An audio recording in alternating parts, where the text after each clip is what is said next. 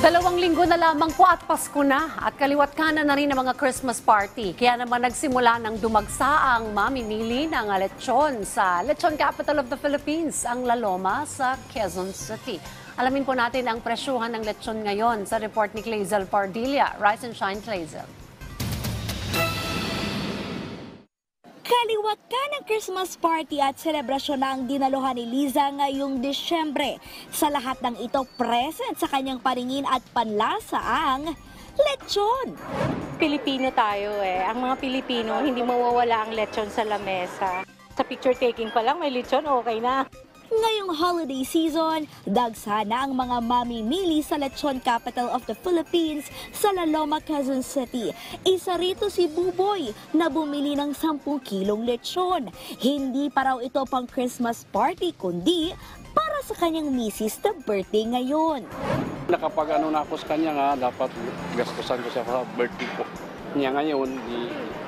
Yan. Ano po bang gusto niyo iparamdam sa kanya? Ay, yung pagmamahal. Kaya, Binilan ko siya ng lechon. Ayon sa grupo ng mga lechonero sa La Loma, sa isang lechon house pa lamang, pumapalo na sa 60 hanggang 100 ang naibibentang lechon kada araw tuwing Disyembre. Dahil sa tindi ng demand na sinabayan ang pagbahalang presyo ng baboy, sangkap sa paggawa ng lechon at dagdag ng mga tauhan, hindi na nila katakataka ang pagtaas ng presyo.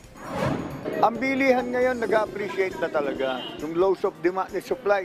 Sa December 31, maniniwala ka ba na lahat ng lulutuin ng maglilitsyon dito sa La Loma ay mas marami pa ang buyers namin kaysa sa kaya naming lutuin.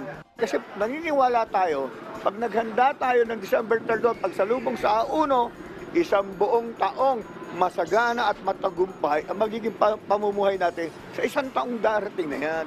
Ngayong linggo, nasa 500 piso nang itinaas sa presyo ng lechon. Magmamahal pa raw ito hanggang 1,000 piso pagsapit ng bagong taon. Dati mga 5,000 okay na. Ngayon mataas na talaga. Pero okay lang. Kaya pa naman sa budget. Nakakuha pa ako ng discount eh. Yung presyo dapat 9,500. Nakuha ko ng 8,000. Kahit pa paano. Malaking bagay. Yung 20 packs po ang kakain, yung 6 to 7 kilos, kasya na po sa kanila yun. Ay, yung mga 45 packs po, kasya na rin po yun. Kapag yung 15 kilos. Naglalaro ngayon sa 8,000 hanggang 30,000 piso ang presyo ng lechon, depende sa laki o timbang. Kaya kung hindi naman isang barangay ang kakain, hindi kailangan bumili ng dambuhalang lechon. Pero anuman ang handa sa Pasko at bagong taon, ang mahalaga, sama-sama at masaya. Clazel Pardilla para sa Morning Show ng Bayan, Rise and Shine Pilipinas.